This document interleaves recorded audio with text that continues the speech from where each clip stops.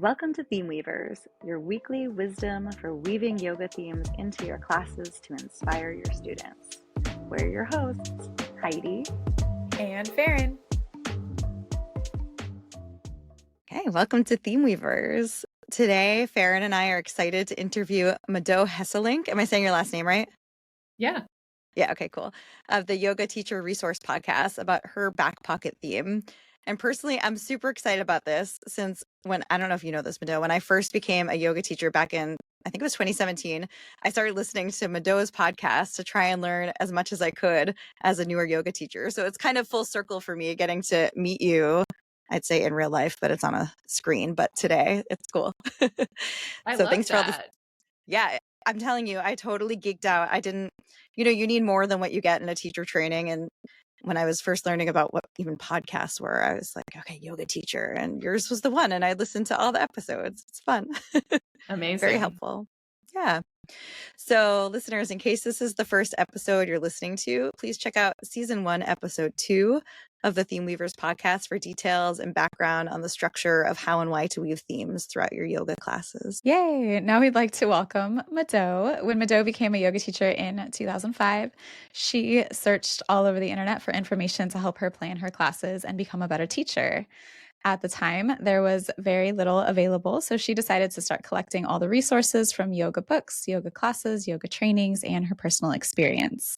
The Yoga Teacher Resource was created to help yoga teachers fill the gaps between what they learned in YTT and what it takes to be a successful and effective teacher. Then take those skills and turn them into a sustainable business. Mado has written articles about teaching yoga inconsistently for many years before starting the podcast in 2018. In audio, she found a medium that allowed busy yoga teachers to learn while on the go and put a damper on the worst of her perfectionist tendencies.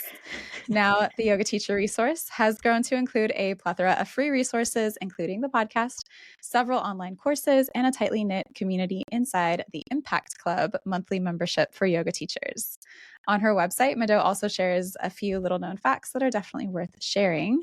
She was born in Japan and travels on a Dutch passport.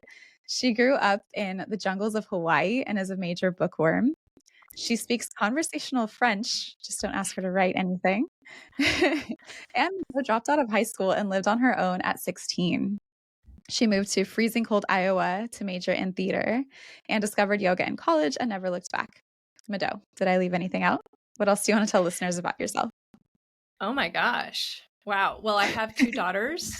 I feel like this is really important. I have a 9-year-old and 9.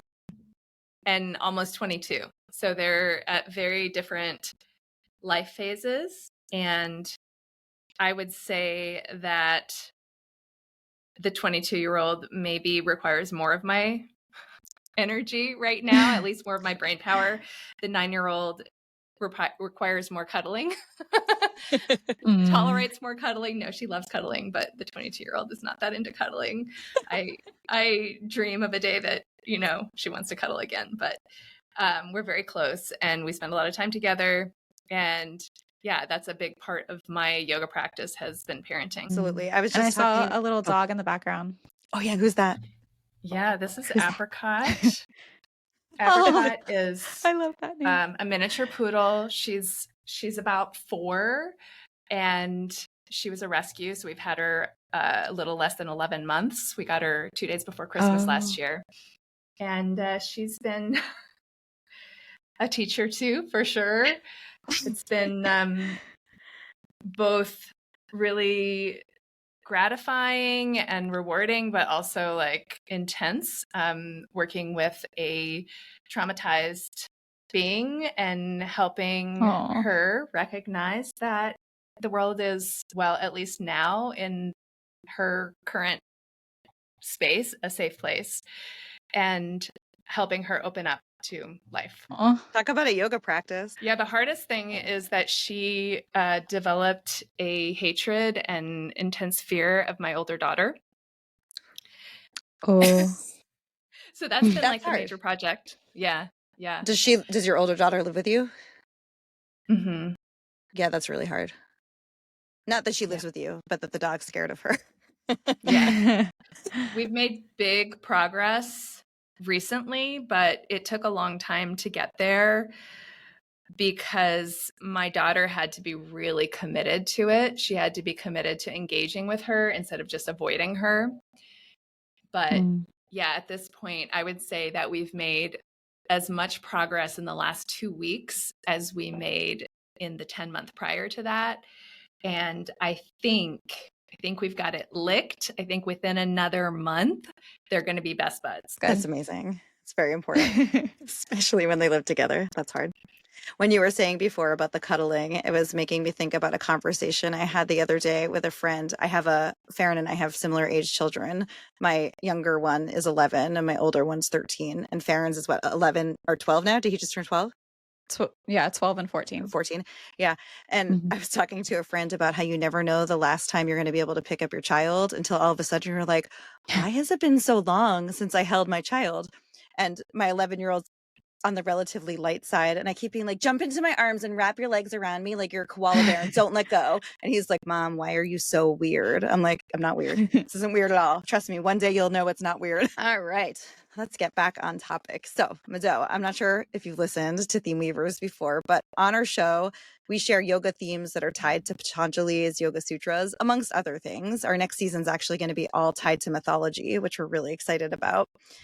And then we offer tips on how to deliver a Dharma talk on the theme, how to weave a thematic through line phrase. So that's the phrase that we use to sort of weave throughout the class and drop the hammer over and over again to bring it back to the class in order to remind students of the theme, and how to match a peak posture with the theme, as well as how to then conclude the class so students can continue to reflect on the theme off of the mat into their life. I don't know about you, but we've been to so many yoga classes where the teacher delivers like this awesome theme at the start, and then you start moving and you never hear about the theme whatsoever again. And then at the very end, they might offer like a 3-second phrase where they're like, oh yeah, and blah, blah, blah, blah, blah.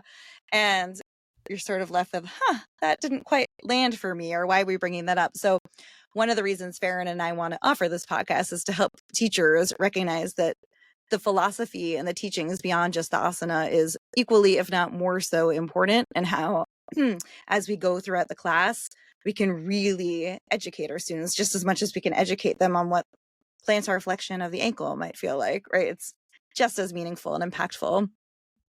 We've also shared with our listeners that any of these themes might be a back pocket theme. So one that you can metaphorically just whip out of your back pocket and use for any yoga class of any style, any time of the day, any season, with any posture or sequence in mind. It just works. You don't need, as a teacher, any preparation because you're so comfortable with this theme. So, Mado, what would your back pocket theme be if you were wearing yoga jeans that you had to just whip the theme out without any thought, especially when you're going through your own stuff and you might not have time to prepare or think about what you want to share ahead of time? Yeah. So I'm thinking about autonomy. I think that is a really important theme that I love to come back to. And I think it's a theme that both is very connected to yoga philosophy and what we're trying to do as a bigger project, but also can apply really nicely in an asana practice, and is a theme and a concept that is pretty easy to relate to, pretty easy to understand and relate to.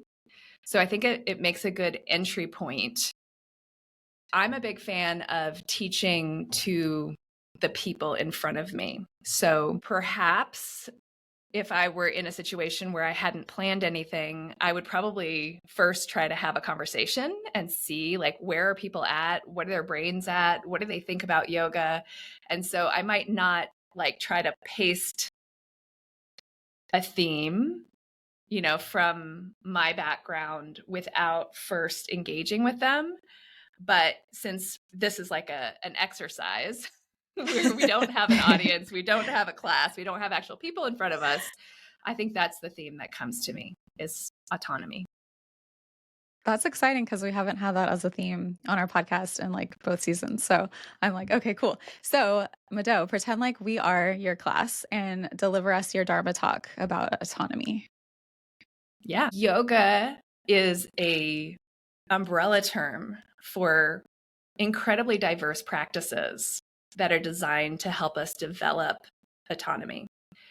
And by autonomy, I mean the capacity to choose, to decide our actions, to decide how we move through the world. So today we're here for an asana practice. Cool. And as we move through this practice, I want you to keep this concept of autonomy in mind, because nothing I say today is fact or truth or the right way to do things. It's an invitation for you to explore being in your body in a certain way and making choices about how you want to be in your body. And hopefully that's going to translate into making choices about how you want to walk through the world in other capacities off of your yoga mat. But today we're really going to focus on what choices do we have physically? Where have we let go of choice? Where have we kind of just given our power over to not making a choice or to an authority figure, right? The concept of this is the right way to do things. And do we want to choose to reclaim autonomy in our bodies? And there's a couple of key ingredients, specifically from the Yoga Sutras, to do this. And they are tapas, svadhyaya, and ishvara pranidhana. So tapas is discipline, heat. So not everything that we do today is going to be comfortable or easy. And you don't have to. You do have autonomy. You don't have to engage with the things that are hard. But usually the things that are hard are where there is potential. So I invite you to engage with what's hard, what's challenging, what's uncomfortable.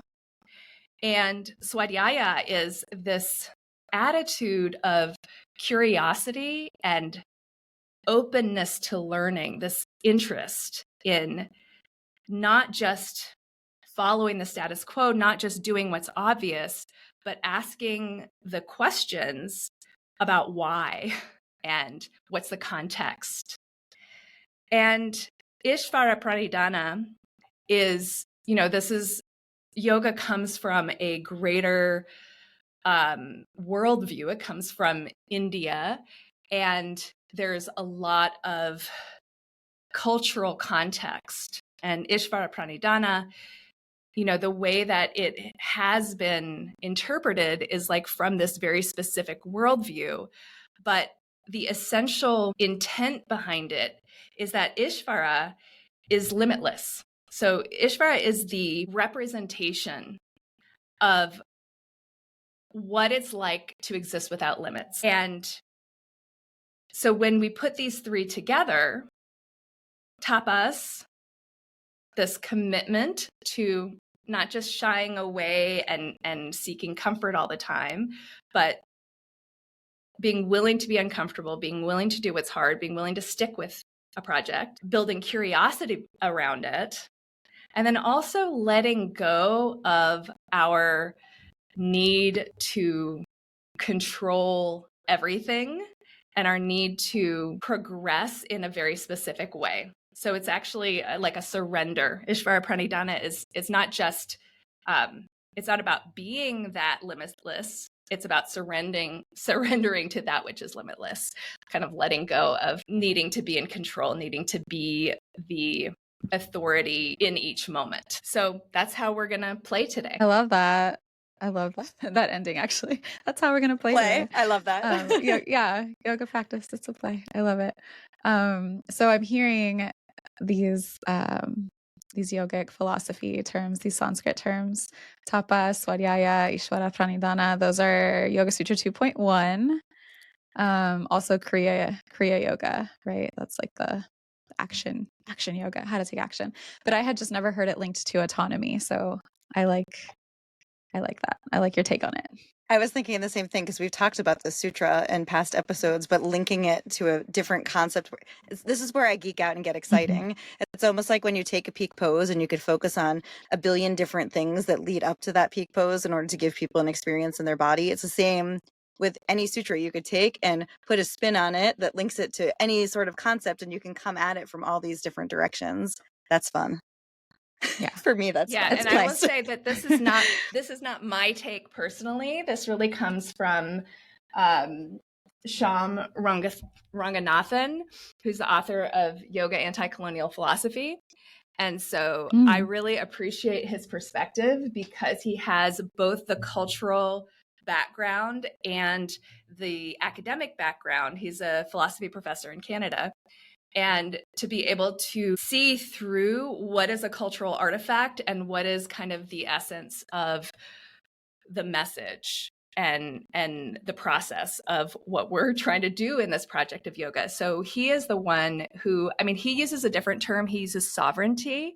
But for me, the term autonomy, I think it is easier to understand because I think the word sovereignty has a lot of baggage around it that Correct. I don't relate to it. But the word autonomy, I think, is like an entry point that I think it's easier to start there. Totally agree. I'm also a trauma-informed yoga teacher and a social worker. When I hear about autonomy and some of the words you were saying, I heard discernment in what you were talking about. I heard agency over our own bodies and our own experiences. And these are very relatable, important terms for everyone that walks through this world. And yeah, when I hear sovereignty, personally, my brain does not go to that same impact automatically from just hearing it. So is autonomy your word that you added into it? So I really use like that. autonomy. But what I think is important to understand is that Dr. Ranganathan translated the Yoga Sutras himself. And so when I say that, like, connecting Tapa Swadhyaya and Ishvara Pranidhana to autonomy, to like this core concept of making self-determined decisions that are not necessarily the easy or obvious, that comes from him. So I just wanted to acknowledge that. I love that. Did you just have him on your podcast recently? Yeah. Yeah. I was like, I feel like I just listened to that when I was driving home from a training in Connecticut last week. I enjoyed that episode. Excuse me. So I really like that. And I'm inspired to teach it that way. I don't have that book. I should definitely read it. Farin, maybe you can link it in the show notes too. So that way, if anybody's interested, that'd be great. Okay. So Mado, take us through the class then. So you do this Dharma talk at the beginning, you get people into it. Felt very relatable. Even if I was the first time ever stepping into a yoga class, I'd be like, all right, I can get down with this. This is not over my head. I get this. So then the class begins. So what might the practice look like that you're able to relate back to this theme of Sutra 2.1 in connection to autonomy? Yeah, a body theme that I love is differentiating pelvic position from spinal position, and specifically pelvic tilt from spinal flexion. And then one of the ways that I find this to be most useful is in stretching the hamstrings. And why would we stretch the hamstrings? What's the point of it? Feel better in our bodies, because mine are like balls in the back of my legs that I inherited from my father. He's so generous. Yeah. Any other reasons we might stretch the hamstrings? Because we shorten them by sitting so much, right? And like, really, this theme could apply to any, and I'm sure that this is the case for most of the themes, right? If you are really studying the yoga, then you can connect any philosophical theme to any physical to anything. theme. But why do we want to be flexible? Like, what's the point of being flexible? I guess it's very individualized, but to feel better in our bodies and this experience of living in this container that we have. And when we're very tight and constricted, we're not very comfortable. And so we're not able to then sit in meditation or sit with our children, our grandchildren, or great-grandchildren one day and be able to feel connected, because we get distracted when we're tight. We don't feel good. And then our mind is focused on what's uncomfortable and we can't sit. Yeah. For me, at least. So what it does, and you kind of spoke to this a little bit, is it reduces our options. When we're tight, we don't have as many options, right? When our range of motion is limited, we have limited options. So when we engage in the project of working on flexibility, working on range of motion, working on stability, we're expanding the physical options in our world, in our lives. So a lot of people can relate to, yeah, my hamstrings are really tight. I want greater range of motion in my hamstrings.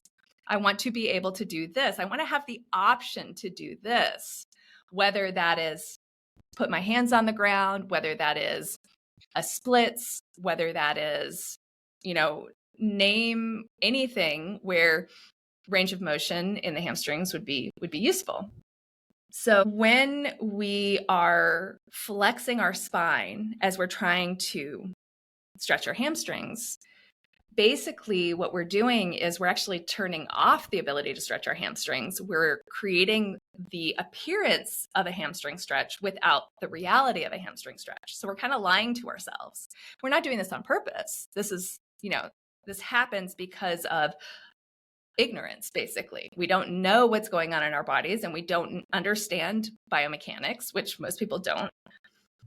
So the cool thing is that this is a pretty simple thing that you can experience in your body, is that if you can stabilize the spine and work on anteriorly tilting the pelvis, a forward tilt of the pelvis, you get a much better hamstring stretch, right? 100%. Mm-hmm. So what I'd probably do, and again, this is just really going to depend on the people I see in front of me, but I would either start lying down, also maybe the time of day, how active are people, how lethargic are they, how tired are they?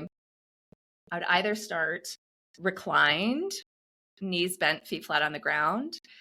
And usually, honestly, that's my favorite way to start class, is just laying down and kind of checking in to see what is going on with me internally, like a starting point.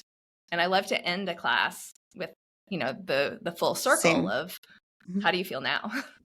And Yeah. and I do find that having that full support of the ground, it's easier to take more of your attention on noticing, because you're not working to hold yourself upright. You're not working to combat the effects of gravity. So, but if people were like a little bit more eager to get started, if they were more antsy, then I might start on hands and knees. Yeah. But let's start with, I get to decide, right? So we'll start. You get to decide. Yeah, you're the teacher. We'll start reclined, knees bent, feet flat, and try to find your sacrum. Your sacrum is the flat bone at the base of your spine. And see if you can locate that mentally and physically, see if you can get that heavy. So in order to do that, in order to make your sacrum the heaviest point in your body, you're going to want to flatten your back to the ground, which is some spinal flexion. And then you're going to want to arch your spine, and you're going to go back and forth there and just really feel that movement, which is going to involve both spinal movement and pelvic movement. We're just starting to wake up this part of the body in a way that isn't super heady and isn't really challenging. And so after that, I'd probably flip them over and have them do hands and knees, just cat-cow. Honestly, at that point, I would probably drop the theme a little bit, drop that physical theme, and just warm up the body in whatever way. So maybe come to standing and do some half sun salutations, or some side bending, love side bending, and then some lunging. So basically, I want to get them into their body, and I don't want to overwhelm them or beat them over the head with this theme. I probably wouldn't talk a whole lot during this point. I would just maybe cue breathing together, cue moving together. And so when I feel that they're warmed up, I'll come back to the theme, and I'll probably demonstrate a hip hinge and how the tendency is to round the back. And I will invite them to come into a hip hinge and to stay there. And so for me, depending on what I'm seeing in the room, we would start maybe with hands on hips and like coming down, and maybe coming down and back up until I see like, okay, they've got the hip hinge and they can like they can find that and they can pause when they start to lose the hinge and start to just, Round. take it into the lumbar. Yeah. So at that point, I want to challenge them to maybe take one arm out forward and see, how does that change your ability to choose what your spine's doing? How does that change your ability to hold yourself here with integrity? Does that work for you? Are you feeling good there? Try both. Does that work for you? Is that feeling good? You want to turn up the heat a little bit more, come down a little lower. Yeah.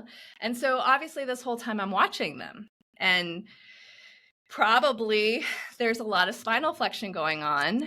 And so we're probably going to come out and we're going to look at it again.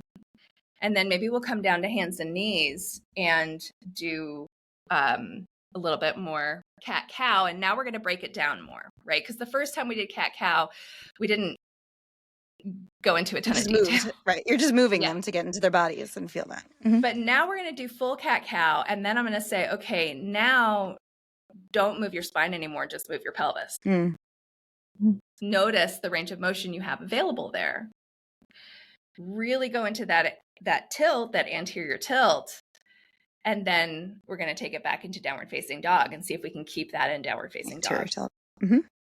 Yeah. So I don't know. I feel like that's a good start. And I don't know where I would go from there. It really depends on what I'm seeing in the room. But I feel like I already decided your peak pose for you. Yeah. What is it? Well, when you were doing axial extension from the hip hinge and the halfway lift for the arm, I mean, I feel like Warrior 3 without rounding down would be like such a empowering one for them to get the hamstring length. You were isolating the posterior versus anterior tilt from the spinal extension flexion, right?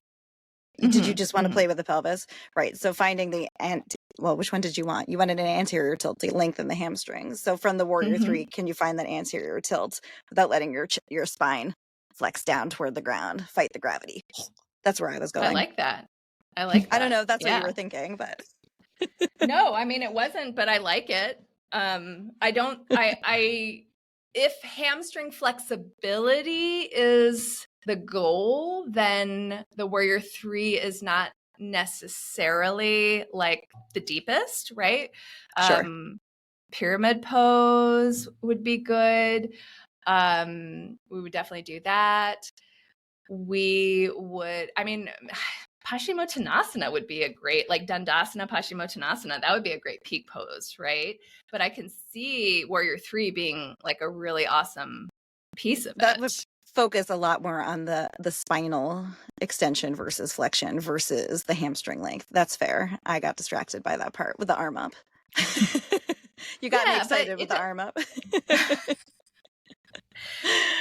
But they're all related. And I think there's a balance between like offering a cohesive experience where people feel like they're taking something away, but also not like getting too nitpicky about it. Because most of the people coming to a yoga class want kind of a well-rounded experience. They want to walk away feeling like they did a lot of different things rather than like they did one thing over and over and over and over. So I really like the Warrior 3 because here's where it ties back into the theme is when you find that strength to hold steady in your spine and extend, this is like an option that you didn't have before. That's right. Right. And you don't have to do it all the time. That's right. And you can put the foot back down on the ground because you have the autonomy to do what's right for your body, not necessarily what the person next to you in the room is doing or what you could do 15 years before, right? And it takes tapas because it's taking the rigor to be able to stand on one foot and to understand sometimes the tapas to be able to do less, right? Like if I'm going to stay here, it's not what's right for my body. This doesn't feel good. And I need to have the intensity to realize I need to put my foot on the ground. Otherwise, I'm going to hurt myself. And that takes a lot of tapas for a lot of people that are fiery people that want to just push. And you have to be aware of it too. I love that perspective. That's kind of the unexpected, right? It's not the place most people go when they think of tapas. They think, heat, but it does take heat. It does take discipline to fight the urge of your ego to perform. Yeah. That's, I feel like once I turned 40, that was the biggest lesson for me, is the tapas changed. It's no longer like the push. It's the ability to recognize I can do less and I'm not a lesser person. And that takes discipline. That's really hard. And there's also like, can you do less, but with more precision? Yes. Can you do less, but with more awareness? Can you do less, but with more presence? Sounds like you need swadhyaya in order to figure that out, right? Right. You really need to explore yourself to figure out what that looks like for you. Yeah. Is there a phrase? So is there... Oh, yeah. I was just about to ask the same thing. Do it, Farin. I'm talking too much. Yeah. No, it's cool. Is there a specific phrase that you would use to remind people of their autonomy as they flow through practice? Like, rather than just saying, like, remember your autonomy, like, is there something that you would say or ask? Yeah, I'd probably say, you get to choose. You decide. I'd give options. I like that. And what I really like with options is, first of all, not too many options, not like a laundry list of 8 options, usually 2, at most 3, with context. So this is why I like to tell them what to work on. Okay. If your spine can stay still here, then try bringing your arms forward. If it's taking everything you've got to hold your spine stable in this position, stay here. If that's not a big deal and you want to if you want to experiment and see, can your spine stay stable with more load, then bring your arms forward, right? So you choose, you decide. Yeah, it helps not overwhelm their nervous system. You keep it to a minimum with the choices, so that way they can really lean into whatever they need, versus like, Mado just said 18 choices and I can't breathe. And what were we doing again? Right? Like, it's very overwhelming. Yeah. And I think the important part is to give them the tools to make the decision, instead of just like, because I feel like when we're talking about, let's say, like trauma-informed yoga and the way that a lot of people interpret what they learn in a trauma-informed yoga training, it's always like, this is very neutral and it's perfectly fine to choose A, B, C, D, or E, and they're all equal. I'm like, well, that doesn't give them any information. I personally would feel much more anxious. Correct. If choices are presented like that, because now you're like kind of putting it on me as the person with less education, like not the leader of this experience, to decide without enough context. So I want to give them context when I give them choices and make it tangible. They won't always be able to follow. They won't always make the right decision. That's okay. But that's what my goal is, to give them context so that they can make the right choice for them or the wrong choice for them, but they know why they made the choice. And, hopefully then if they do make the choice that's not the right choice for them, then they can like see that because I gave them the context. I appreciate that. And I'm chuckling to myself about the over choicing that a lot of us do, because, you go to a training and they teach you want to give all these options so people can have agency over their own practice. But if you're looking at it from a trauma-informed lens, if you are in an active state of dysregulated nervous system, having that many choices becomes even more dysregulating and disempowering. And you can't take agency or feel autonomy over your situation because you don't even know what the situation is. And exactly, that's difficult for people to figure out sometimes, as newer teachers especially. That's good. Cool. I love this conversation. I love the phrase, and we have like a bunch of different peak postures that you could go to. So what would you say at the end of your class to wrap it up and bring them back to this idea of autonomy and how it relates to the sutras? Yeah. I'd probably say, notice how you feel now after practice. And notice if you feel any kind of spark of inspiration. How do you want to walk out of here? Who do you want to be And how do you want to take what you learned today and apply it in the rest of your life? Perfect. Short and sweet and simple. And I could definitely like think about that in a lot of ways. Like I like being informed about my choices. Like, why am I making these choices? And then with that knowledge, I can then choose who I want to be, how I want to show up in the world. So it's really cool. Yeah, it relates to this too. Yeah. Sorry. Oh, I was You go. thinking back to the Dharma talk in the very beginning, and depending on who the audience is, I would like maybe give half of that Dharma talk instead of like all the part about tapas, svadhyaya, and Ishvara pranidhana. That was like for you guys. Yeah. But, you know, in a teacher training, yes, I would do that. But in a general population class, I'd probably just give that half of yoga is about autonomy. Let's experiment with physical autonomy in this class. And please know that the project of yoga is about more than physical autonomy. Physical autonomy is foundational. Physical autonomy allows us to have the freedom to work on other forms of autonomy, but it's not where it ends. That's true. We can get a little in the weeds sometimes, depending on the population, and get into the bringing the sutras in when people don't even know what the sutras are or even what yoga is, especially if they're brand new to the practice. I love that you're calling it a project. Tell me a little bit about this. Where did you come up with that word? Because this is the first time I've heard this in conversation when people are referring to a yoga practice. Well, that's a good question. I just think life is a project, right? It's not a project that ever gets completed, but we have like these little sub projects that we can complete. And I like project versus practice because projects are multidimensional. And practice to me feels a little one-dimensional. It feels like it's like the one thing you're doing over and over, like sun salutations is a practice, but yoga is a project. I had never heard it before. Have you heard that, Farin? No, neither. So we have, what did you say at the beginning? You didn't say fun. You said play. So we have play and projects. I like both of these things. Yeah.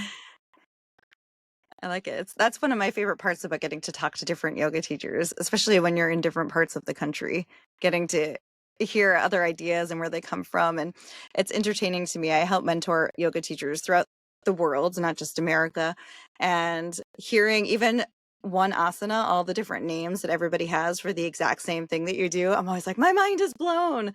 It's just so interesting to me learning from people in those ways. It's cool. It is, yeah.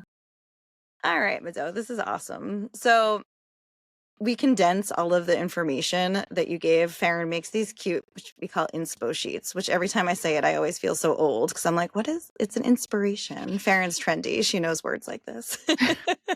So she makes a cute inspo sheet so our listeners can download it for free at the end of every episode. It gives a little blurb on the teaching, the peak pose, some of the phrases that you talked about, and really highlights it. So if a teacher wanted to go teach this class that's inspired by this conversation, your back pocket, they can print this out and have it with them as a reference for them, and then they can riff off of it and put their own spin on it too. So listeners, you can grab it at themeweaversyoga.com/episode 51. And the link will also be found in the show notes below. And you can use that inspo sheet to bring Mado's back pocket theme of autonomy alive in your own voice, in your own practice and teaching. Yay! Mado, if listeners want to find you online, where should they go and who do they follow? My website is teachingyoga.net. My podcast, teachingyoga.net/podcast. And I am on Instagram on and off at yoga.teacher.resource. You have, what is the, where do you live? Can people practice with you in person? If there was a group that Farin mentioned in your bio that you run, Impact, what was it, an Impact Club? Is that what it was? Mm-hmm. Yeah, the Impact Club is for yoga teachers specifically. And I think the best way to find that would actually be, I have a sub website for my courses, which is maybe a little confusing when I'm talking about it verbally, but it's helloyogateacher.com/impact would be how you would find out about that. And I do not currently teach public classes. I teach at teacher trainings. I teach private lessons.